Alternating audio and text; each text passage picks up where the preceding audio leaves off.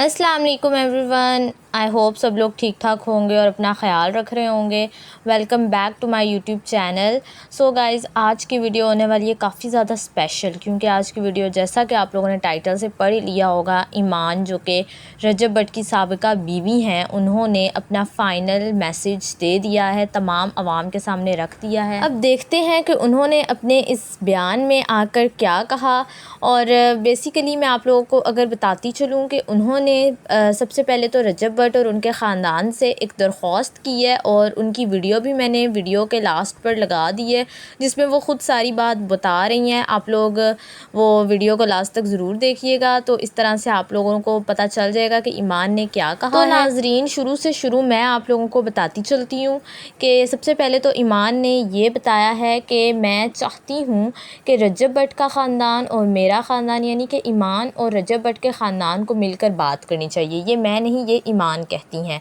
वो कहती हैं कि मुझे लगता है कि अगर मिलकर फैमिली मेम्बर्स सारे मामलात को सेटल डाउन करते तो शायद कुछ हो सकता था, मगर रजब भट्ट खुद ही नहीं चाहता कि शायद हम लोग एक साथ ज़िंदगी गुजारें। और उन्होंने मज़ीद कई ज़्यादा बातें की हैं, और उनकी बातें सुनने के लिए आपको मेरी वीडियो को लास्ट तक ज़रूर देखना पड़ेगा, और मज़ीद सुनने के लिए चैनल को सब्सक्राइब भी कर दें, ताकि जब भी मैं वीडियो को अपलोड करूं तो आप लोगों के पास नोटिफिकेशन आ जाए और आप लोग वीडियो देखें। सो यस गाइज़, ईमान ने सिर्फ यही नहीं कहा कि फ़ैमिलीज़ को गेट टुगेदर होकर इस मामले में बात करनी चाहिए, बल्कि ईमान ने और भी बहुत सारी बातें की हैं। यानी कि उसने ये कहा कि मैं हर चीज़ के लिए रेडी हूँ, मैंने अपने माइंड को हर चीज़ के लिए तैयार किया हुआ है। रजब भट्ट जो कि मेरा साबका शोहर था, क्योंकि अब वो ईमान को तलाक दे चुका है, वही हस्बैंड जो पहले ईमान की इतनी ज़्यादा केयर करता था, उसके साथ प्रैंक्स वाली वीडियोस बनाता था, यूट्यूब पर व्लॉग शूट करता था, अचानक से इनके दरमियान इतनी ज़्यादा गलतफहमियाँ पैदा हो गई, इतनी ज़्यादा मिसअंडरस्टैंडिंग्स हो गई कि अब ये दोनों तलाक पर खड़े हैं। यानी कि रजब भट्ट ईमान को, अगर मैं आपको बताती चलूँ तो रजब भट्ट ईमान को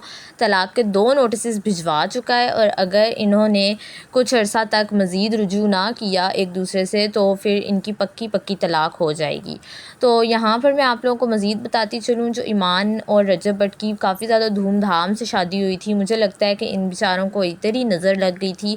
खैर, ईमान ने ये भी कहा है कि मुझे ज़िंदगी भर अफसोस रहेगा कि मैं इस तरह से इस रिश्ते को एंड नहीं करना चाहती थी, लेकिन जो अल्लाह की करनी। इसके अलावा उन्होंने कुछ इल्ज़ामात जो उन पर लगाए गए हैं उनके बारे में भी बात की है। अब मैं आपको अगर वो इल्ज़ामात बताऊं तो बताती चलती हूँ कि ईमान ने कहा है कि उन पर ये इल्ज़ाम लगाया गया कि वो अपने ससुराल नहीं रहीं। तो वो कहती हैं कि उनके ऊपर इल्ज़ाम लगाया गया है कि ईमान सिर्फ़ 19 दिन ससुराल रही है, यानी मैं सिर्फ़ 19 दिन ससुराल रही हूँ। तो वो इस इल्ज़ाम की नफ़ी करते हुए ये कहती हैं कि मैं 19 दिन सिर्फ़ रजब भट्ट के साथ रही हूँ, यानी रजब भट्ट घर में सिर्फ 19 दिन था, वरना मैं अपने ससुराल में यानी कि रजब भट्ट के घर में ही रहती थी। और नाजरीन, उन्होंने एक बड़ी बात का इंकशाफ भी किया है, यानी कि वो कहती हैं और इन 19 दिनों में भी उन्हें सिर्फ और सिर्फ रजब भट्ट के 9 घंटे मैसर आए। और नाजरीन, ये तमाम बातें मैं इधर उधर से उठाकर नहीं कर रही, ये वीडियो के लास्ट पर मैंने ईमान का मैसेज साथ में अटैच कर दी है। आप लोग वीडियो के लास्ट पर जाएँ और ईमान के मुँह से ये तमाम बातें आप लोग सुन सकते हैं। और मैंने ये सारी वीडियो जब सुनी तो मैंने सोचा कि अपने नाजरीन को इस बारे में अपडेट करना बहुत ज़्यादा ज़रूरी है, तो इसलिए चैनल को ज़रूर सब्सक्राइब कर लें मज़ीद इस तरह की वीडियोस, इस तरह की अपडेट्स देखने के लिए, क्योंकि मैं अपने चैनल पर सिर्फ वही चीज़ डालती हूँ जो कि रियलिटी है, जो कि रियल में हो रहा है, कोई भी फेक न्यूज़ नहीं स्प्रेड करती। लिहाजा वीडियोज़ को एंजॉय करने के लिए चैनल को सब्सक्राइब करना मस्ट है, चैनल को ज़रूर सब्सक्राइब कर लें। और यहाँ पर आप लोग देखें, दोनों वीडियो में कितने ज़्यादा क्यूट लग रहे हैं माशाल्लाह से, लेकिन इनको इसी चीज़ की नज़र लग गई। इसलिए कहते हैं ना, नज़र इज़ रियल, यानी कि नज़र से बचें। और ये दोनों इतना हंसी मजाक करते थे, यानी जब मैं इनके व्लॉग्स को देखा करती थी तो मुझे इन दोनों पे प्यार आ रहा होता था कि कितना अच्छा कपल है ये।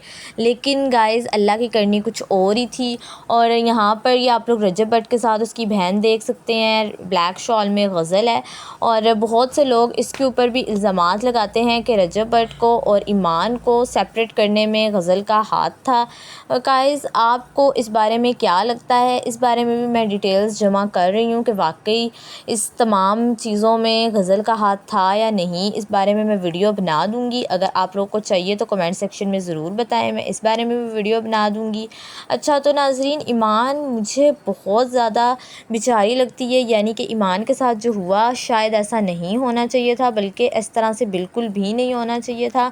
क्योंकि ईमान आप लोग देख सकते हैं कितनी मासूम भोली भाली सी लड़की थी, लेकिन तमाम लोगों ने यानी दुनिया ने ही इसको जीने नहीं दिया, दुनिया ने इसको इसका घर नहीं बसाने दिया। पढ़ी लिखी एक समझदार औरत है। और मैं एक और बात आपको बताती चलूँ कि एक समझदार औरत की ये निशानी होती है कि वो मामलात को बैठकर तय करना चाहती है। और अब जब उसने देखा है कि मामलात उसके हाथ में नहीं रहे, मामलात उसके हाथ से निकल गए हैं, अब बात पहले जैसी नहीं रही, तो इसीलिए उसने लाइव आकर ये कहा है कि मैं चाहती हूँ कि हम दोनों की फैमिलीज़ यानी रजब भट्ट और मेरी फैमिली बैठकर इस मामले में बातचीत करें और इस मामले को हल किया जाए। और हाँ, सबसे बड़ी बात, ईमान ने ये भी कहा कि मुझे भी बोलने का मौका दिया जाए। मैं बहुत सी बातें ऐसी हैं जो क्लियर करना चाहती हूँ, और ये लाइव आकर कभी कभार इस तरह के मैसेजेस देती रहती हैं, तो मैं वो मैसेजेस आपको बताती रहती हूँ। और जैसा कि मैंने लास्ट वीडियो रजब भट्ट और ईमान के बारे में जो बनाई थी, उसके बारे में भी मैंने आप लोगों को बताया। उसमें ईमान ने उसके ऊपर लगे परफ्यूम चोर के इल्ज़ाम की नफ़ी करते हुए सारा कुछ पॉइंट सामने रखे थे। इसी तरह से वो चाहती हैं कि मैं भी बहुत सी बातें क्लियर करूं, लेकिन उनको इस तरह से मौका नहीं दिया जा रहा। इसीलिए उन्होंने आकर कहा कि फैमिलीज़ को एक साथ बैठने का मौका दिया जाए। अब गाइज़, मैंने तो अपना पॉइंट ऑफ व्यू आप लोगों के साथ शेयर कर दिया है। अब आप लोग एक मरतबा मुकम्मल वीडियो देखें ईमान की, और फिर हम इस बारे में मज़ीद बात करते हैं। चैनल को सब्सक्राइब कर लें और वीडियो को एंजॉय करें मज़ीद। लाइव आके ये कह देना डिवोर्स हो गई है, सीगे पढ़ लिए जाएंगे, ये होगा वो होगा, बहुत आसान है एक मर्द के लिए ये कहना। लेकिन जो औरत सामने है उस पर क्या गुजरती है, नोबडी नोस। और अगर ठीक है, मैं मेंटली प्रिपेयर हूँ हर चीज़ के लिए। If it goes this way और दैट वे, मेरा अभी भी यही पैगाम है कि दोनों फैमिलीज़ बैठें, चीज़ें सॉर्ट आउट करें, और मुझे भी मौका दिया जाए अपनी बातें रखने का। क्योंकि मैं यही दुआ करती हूँ कि अल्लाह करे कि हकीकत और सच्चाई सबके सामने आए, स्पेशली रजब आपके सामने आए, ताकि अगर कल को ये चीज़ सामने आती है तो आप किस चीज़ का कोई रिग्रेट ना हो। और अफसोस मुझे हमेशा इस बात का रहेगा कि आपको जिस तरह चीज़ें दिखाई जाती हैं, आप एज इट इज़ आके उनको बोल देते हैं, आप उसकी तहकीक नहीं करते हैं। ठीक है। सेकेंडली ये बताया जाता है कि मैं जो हूँ, मैं अपने ससुराल में नहीं रही, सिर्फ 19 दिन मैं रही, विच इज़ टोटली रॉन्ग। 19 दिन मैंने अपने हस्बैंड के साथ ज़रूर गुजारे हैं, और उस 19 दिनों में से भी सिर्फ 9 घंटे मेरे नसीब में आए होंगे।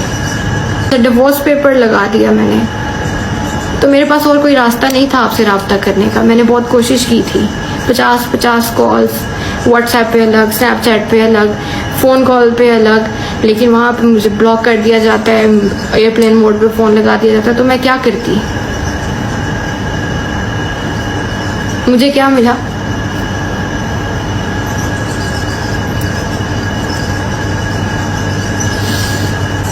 और अगर ठीक है, मैं मेंटली प्रिपेयर हूँ हर चीज़ के लिए। If it goes this way और दैट वे, मेरा अभी भी यही पैगाम है कि दोनों फैमिलीज़ बैठें, चीज़ें सॉर्ट आउट करें, और मुझे भी मौका दिया जाए अपनी बातें रखने का।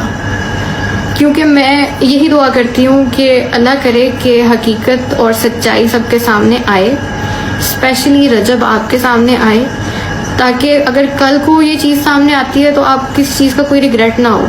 और अफसोस मुझे हमेशा इस बात का रहेगा कि आपको जिस तरह चीज़ें दिखाई जाती हैं, आप एज इट इज़ आके उनको बोल देते हैं, आप उसकी तहकीक नहीं करते हैं।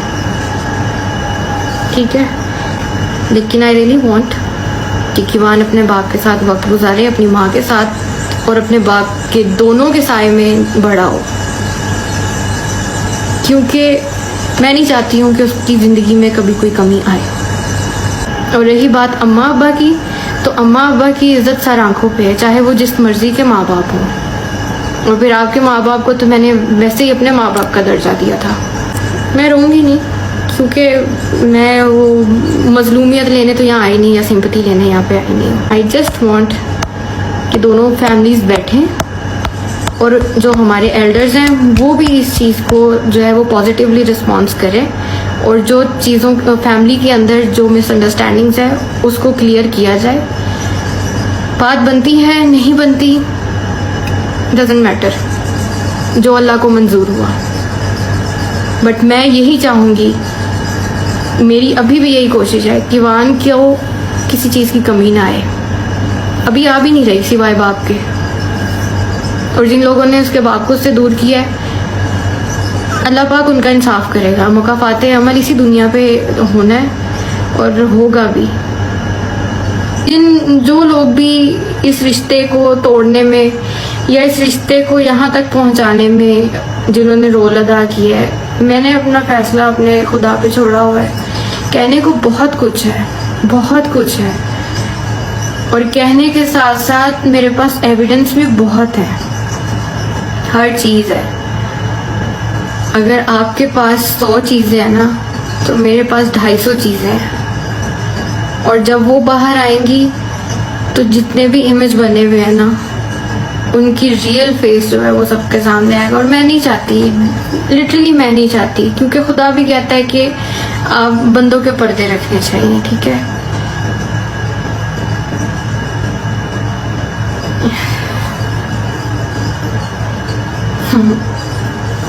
बाकी मेरे ऊपर ये एलिगेशन है कि मैं किवान को मिलने नहीं देती, दिस इज़ टोटली रॉन्ग, क्योंकि डे 1 से मैं कोशिश भी कर रही हूँ, और मैंने बहुत दफ़ा ये उनको बोला भी, वर्बली भी बोला और मैसेजेस के थ्रू भी बोला कि जब आप लोग आएँ, उसकी फैमिली, उसके बाबा जब भी आए, किवान का राइट है वो अपने बाबा से मिले, और उसके बाबा का राइट है कि वो किवान से मिले। वो आए, यहाँ बैठे, अपने बेटे के साथ टाइम स्पेंड करें, उन्हें कोई नहीं रोकेगा। और जो हरासमेंट वाली बात है वो भी टोटली रॉन्ग है, ठीक है, खुद से बनाई गई है, कोई हरासमेंट नहीं हुई। 6 गार्ड्स और अपने 10 दोस्तों के साथ जब आप यहाँ आते हैं अपने बेटे से मिलने, तो हरासमेंट किसको कहते हैं मुझे नहीं पता उस टाइम पे, लेकिन आई रियली वांट कि किवान अपने बाप के साथ वक्त गुजारे, अपनी माँ के साथ, और अपने बाप के दोनों के साए में बड़ा हो, क्योंकि मैं नहीं चाहती हूँ कि उसकी ज़िंदगी में कभी कोई कमी आए।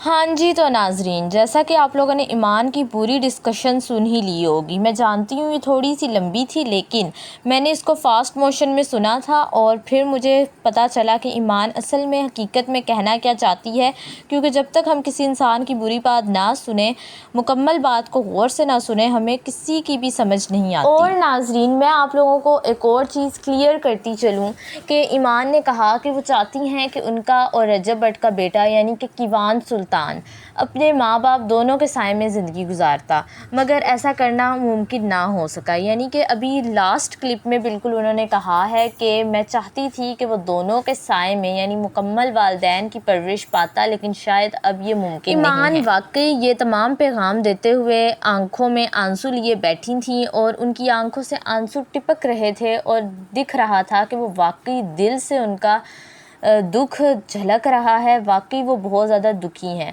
आप लोगों का ये तमाम बयान सुनने के बाद क्या रद्द अमल है? मैंने अपना पॉइंट ऑफ व्यू आप लोगों के साथ वीडियो के स्टार्टिंग में शेयर किया है।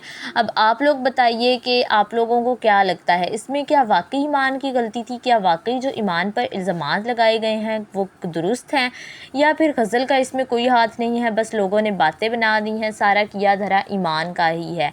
आप लोग मुझे बताएं कि आप लोगों को क्या लगता है, रजब भट्ट या ईमान दोनों में से किसकी गलती है? आप लोग कमेंट सेक्शन में ज़रूर बताएं। और इस बयान पर रजब भट्ट ने क्या कहा, और ईमान ने मज़ीद अपनी बातें रजब भट्ट तक पहुंचाने के लिए क्या क्या तरीके आजमाए, इन दोनों टॉपिक्स पे मैं इंशाल्लाह नेक्स्ट वीडियो ज़रूर बनाऊंगी और जल्द बनाऊंगी। इसलिए चैनल को सब्सक्राइब ज़रूर कर दें, ताकि जब भी मैं वीडियो इन दोनों टॉपिक्स के बारे में अपलोड करूँ आपको झट से पता चल जाए, क्योंकि वाकई ईमान ने रोते हुए ये पैगामात शेयर किए हैं नाजरीन के साथ। तो मैं देखना चाहती हूँ और आप भी देखना चाहेंगे कि इसके ऊपर रजब भट्ट ने क्या जवाब दिया।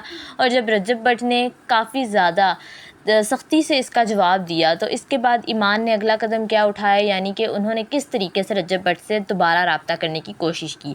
ये तमाम बातें मैं आप लोगों को इंशाल्लाह अगली वीडियोस में बताऊंगी। अपना ढेर सारा ख्याल रखें, मुझे सब्सक्राइब कर लें क्योंकि इसमें आपको ही ड्यू और डेली अपडेट्स मिलती रहेंगी। चैनल को सब्सक्राइब ज़रूर करें। किसी और टॉपिक पे वीडियो चाहिए तो कमेंट सेक्शन में ज़रूर बताएं। आई विल मेक इट सून इंशाल्लाह। दुआओं में याद रखें। अल्लाह हाफिज़। और रूह जहां व्लॉग्स को सब्सक्राइब करें, शेयर करें, कमेंट करें एंड लाइक करें। अल्लाह हाफिज़।